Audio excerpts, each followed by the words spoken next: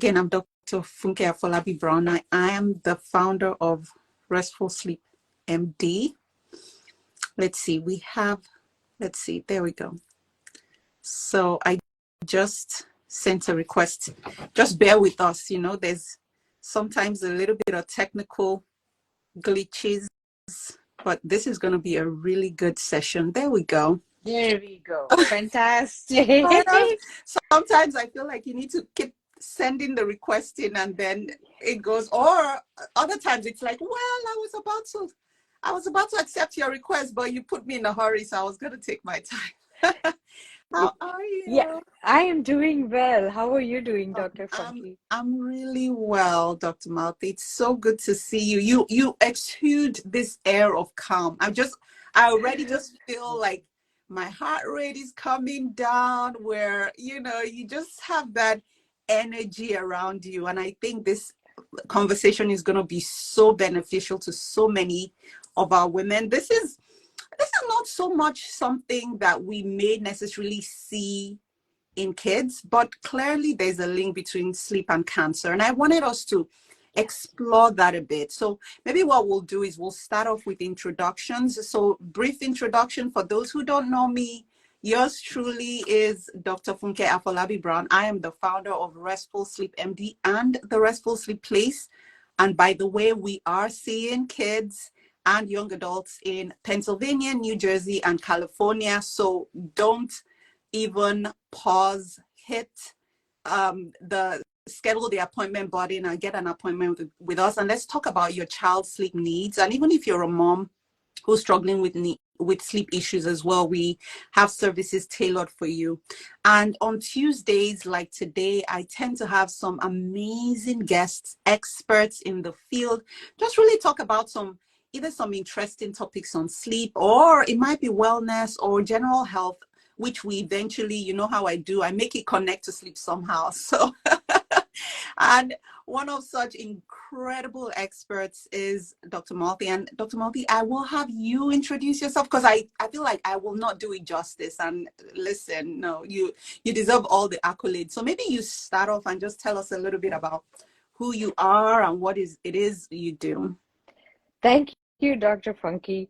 And thank you for offering this incredible service that you offer to patients in 3 different states. That is an incredibly valuable service that, as an employed physician, when I was an employed physician, I couldn't find that kind of help for my patients. So I'm really thankful that you offer that service.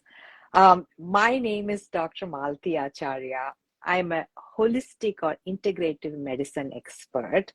And I am the founder of Ayur Integrative Medicine, which is a holistic medicine practice based out of the Bay Area. So I have 2 areas of focus. One is people with cancer survivors, and people who are at high risk of cancer. And my other area of focus is South Asians with metabolic and heart problems. I help people with these conditions take back control of their lives, because when they get diagnosed with these conditions, it's as if they have lost control. So I help them take back control of their lives and give them the hope that they can lead a full and satisfying life. And for those who are at risk and have not yet been diagnosed but are at risk, I help them age with vitality.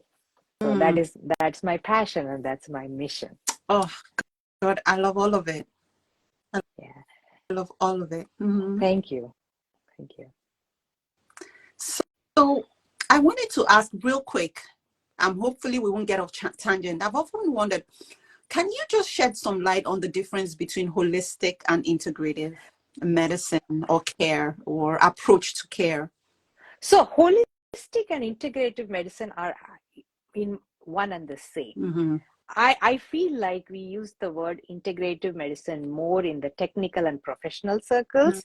Mm-hmm. And I people who are not in the healthcare field tend to refer it to more as holistic, but it's one and the same. Mm-hmm. So integrative medicine, in integrative medicine, we integrate treatments from the traditional allopathic system along with treatments from other complementary systems as well as alternate systems of medicine like homeopathy, naturopathy, Ayurveda, traditional Chinese medicine.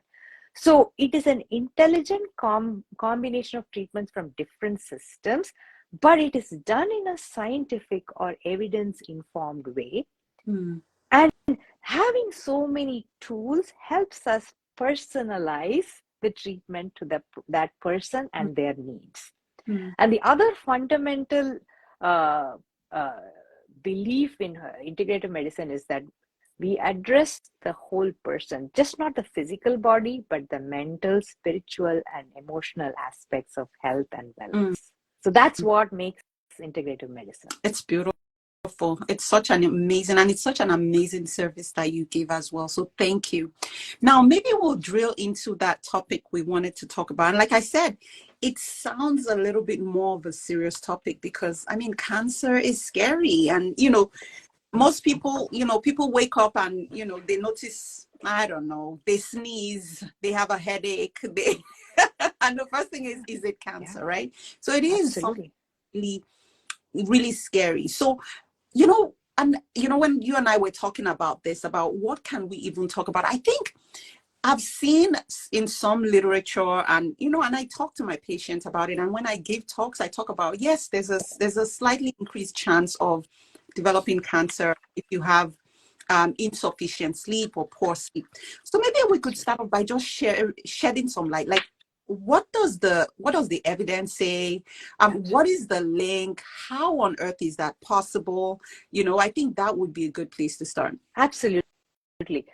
Dr. Funke, I want to take a minute to address what you said. Yes, it's true. Cancer evokes a lot of fear. It's very scary, right? And cancer and sleep doctor, children, pediatric sleep doctor talking about cancer. Yeah, it's serious, but here is the bright twist that we are here to give. If we develop healthy sleep habits, and we all know that healthy sleep habits begin in childhood, we are going such a long way in every other aspect that you have covered in your other talks, but also with respect to cancer prevention. And and the moms who are watching this show and understanding the importance of sleep long term and the far-reaching effects it will have into the lives of yourselves as well as your children, if the good news is that if this is taken care of now, it's going to give in return on these investments for years to come. So that is the positive twist we are here to talk about, right? And truly, sleep is one of the foundational pillars of health. What studies have shown us is that in people who do shift workers, there is an increased risk of breast cancer in women and an increased risk of prostate cancer in men. Okay, and there are lots of studies in cancer area that tell us that for women diagnosed with breast cancer and treated, when their sleep quality and sleep is affected, there is an increased risk of recurrence, which means that if one of the important things to pay attention to is sleep, and paying attention to sleep quality and sleep duration goes a long way in reducing the risk of recurrence, which is amazing because this is something that we can work on. It's in our control and we can work on it. It's not something that we need to take a medicine or undergo treatment, but these things are very well within our control. Okay, so that's what the research shows us. Now, yeah, that's so powerful. And I didn't even realize that the risk of recurrence is actually even higher. That's really something. Can you shed some light around why? Like we have, you have poor sleep and all of a sudden, right? And we're not saying, again, I think we need to shed some light in this. When we really talk about research, a lot of times you may be able to say there's an association. That doesn't mean, and I cannot overemphasize, cancer, poor sleep causes cancer. Absolutely not. It's some kind of association, meaning you're like, oh, there's a group of people what are certain habits, what are certain peculiarities about them that puts them at risk? And that's all that shows. So, but Absolutely. yeah, Absolutely. yeah, And on the flip side, if we take care of that one concern, we mm, are going a long way in making things better. You know, it's like taking care of the weeds in the garden, mm, right? So we are making things better. mm, So there are a few ways that we think sleep and cancer are related. mm, So circadian rhythm. So here's another important thing. Like sleep is important, but it's also important when we get that sleep. And mm, getting sleep with the darkness, that goes along with the day night rhythm, light dark rhythm, is important, mm, right? That's why in shift work, people may think, I come back and I make sure I get 6 to 7 hours of sleep after the night shift, but then the sleep happens during the day. So circadian sleeping during the night time is thought to stabilize a lot of genes in our body. They're called clock genes, and they mm, kind of need this circadian, wakefulness during the light and sleeping during the darkness to be stable.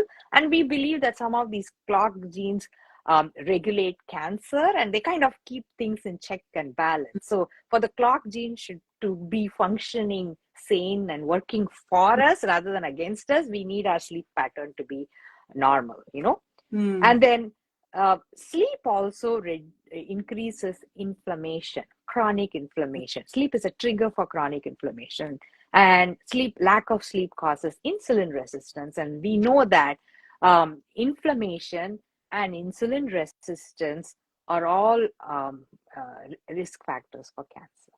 mm, So, one if something, and in any case, some problem has been going on for a long time, then it becomes significant. So chronic inflammation for a long time, um, chronic sleep deprivation upsets the insulin, it causes insulin resistance, weight gain, and also actually increases cancer risk. Okay. mm, The other mechanism that we believe plays a role is melatonin. mm, Now, sleep, during sleep or during darkness, as the light for the day darkens, our yeah, melatonin levels start increasing, right? mm, And melatonin is supposed to be a natural cancer protective hormone. mm. So what I'm saying here is, and again, I want to be very cautious before you go out to the store and buy And by melatonin and start taking it. melatonin, You have to, make sure you consult an integrative physician who is well versed in supplements, or your primary care physician. But what I'm talking about here is our internal melatonin. So we making sure that our sleep, we sleep during the night, we start shutting down with onset of darkness, we sleep during the night, and we get adequate quality and duration of sleep, keeps our natural melatonin levels up, mhm, rather than if we are awake and we disrupt our natural melatonin cycle. So our own natural melatonin cycle then is very robust, and every day if it comes and it goes to a predictable level and helps, that is again cancer mm, protective. So there are mm. more than one.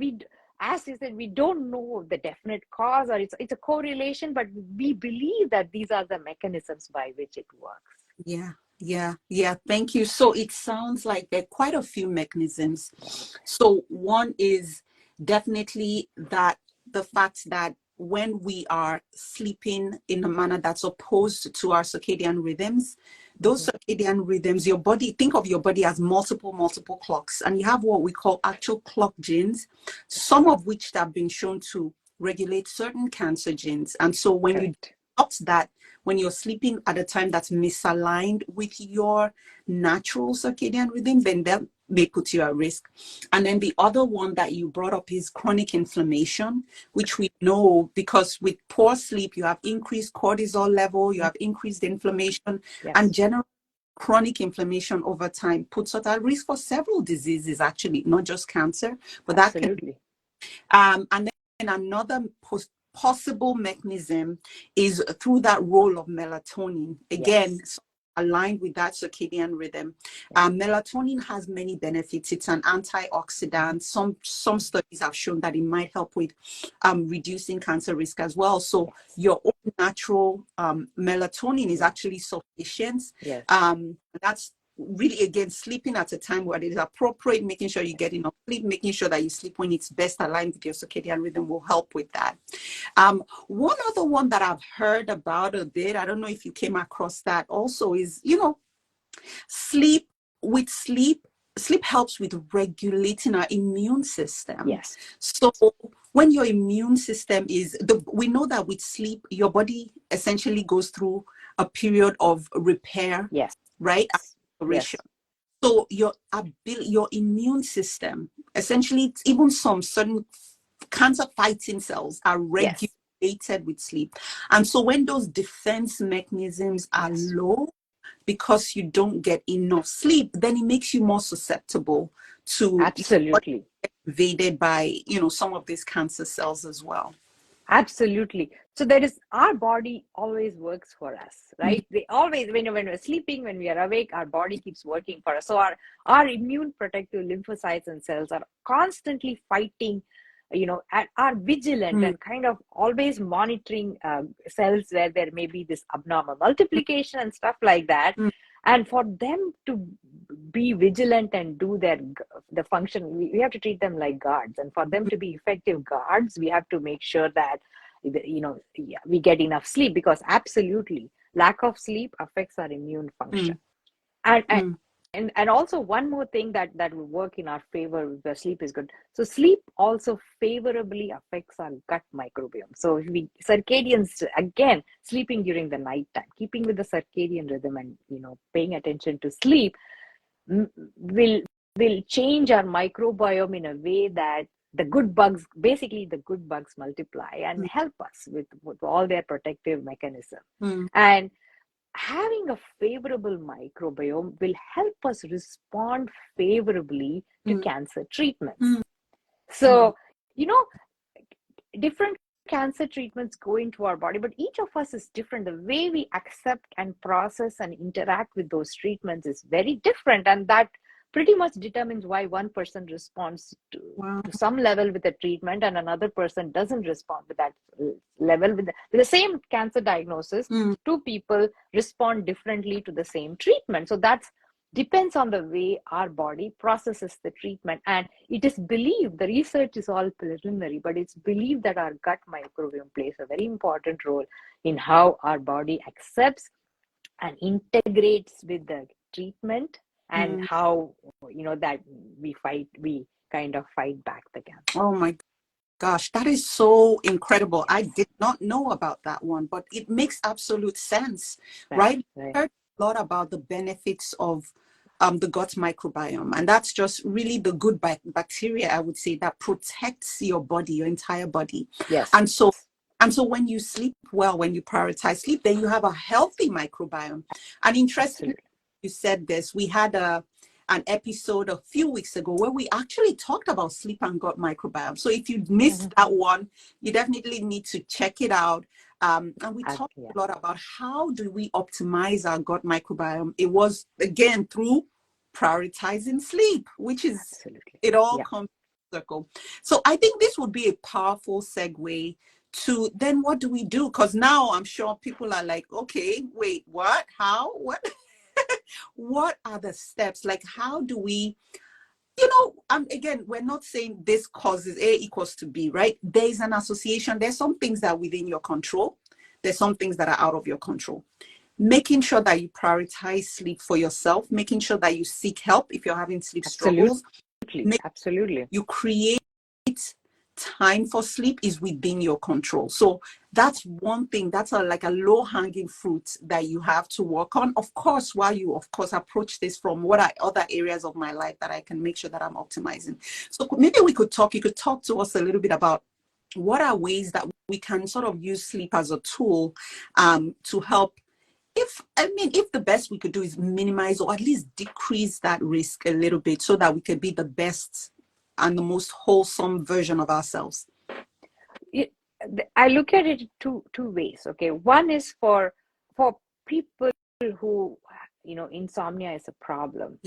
Then I would say seek professional help. Physicians like doctors like Dr. Funky, who are experts, seek professional help. There is nothing wrong with that, and you need the help that to see what we can do. But for people who insomnia is not a problem, we off, sleep hygiene, paying attention to sleep is the key important thing. Understanding that, sleep is necessary for so many functions, keeping and understanding that sleeping during the night time is what Mm, it's key to keep up the day night rhythm. I know we all sometimes feel that nighttime is when we have enough time and we feel like you know spending time on our devices or watching TV or things like that. So attention to sleep hygiene is very important. Having a wind down routine is also important, because it's important to quieten down our mind and brain and prepare it for sleeping. Even machines like computers take have a shutdown time. I know it's really fast with our computers now, but I know that in the past, several years ago, when the computer shut down, we had to wait for a while. So even machines need it. So we have to have that transition time where we have a relax, where we develop a relaxing routine that helps us transition from the active phase to the sleep phase. mhm, So mm, prioritizing sleep, understanding the importance of sleep hygiene, and preparing for sleep. mhm. Very powerful. So one thing I wanted to just share as well, just to add alongside what you said around seeking help, is, if you're someone with insomnia, this may be a trigger, because Yes, now insomnia absolutely. is already racing. You're already like, oh my, Yes, sleep. And then you're like, oh my goodness, I watched an IG live that says I'm going to have cancer. And then that now becomes what makes you yes, spiral. So pause. I want yes, you to take a deep breath. I want you to again remember we're talking about an association, not a causation. That being said, we don't want you to be in that state where you're chronically, where you're struggling with chronic insomnia. So there's help out there for yes, you. Other yes. orders that have been associated, again, some of this research is still kind of early, are things like obstructive sleep apnea, things like restless leg syndrome. And again, like Dr. Malathi mentioned, shift work sleep disorder, where you're actually at a point where you're even having struggle sleeping when you're done with your shift and it's been going on for. So if you have any of these conditions, these are, more puts you more at risk in terms of that, that spectrum. And Mm-hmm, the beautiful thing again is these are conditions that are mm-hmm. treatable. These are conditions where there are solutions for. These are conditions where experts are available to help you. Available. And so really seeking help, I think.